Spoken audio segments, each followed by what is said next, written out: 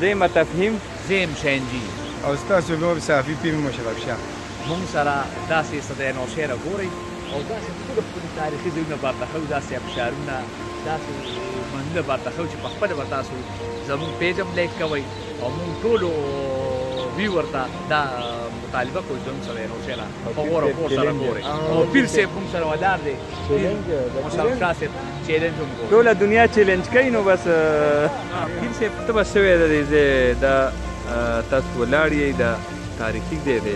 دا یو خبره مې مخې لغاړه او هغه دا چې لکه د دې ځایونو د دې پوینټونو ماشاءالله په دې موقع باندې یو خپله مزه هم د دې وخت کې، خو د دې مزه به هغه وخت کې بیا مزید به هم دوباله شي کله چې د ګرمۍ غوندې موسم راشي. نو د ګرمۍ غوندې په موسم کې بیا که تاسو خیال کړي چې ته یو بکیاڼه یو ونه په لار باندې راشي نو هغه هم خلکو د هغه زړه سره او د هغې دل دماغ سره هغې باندې یو ټنډوالی پرې محسوس کړي.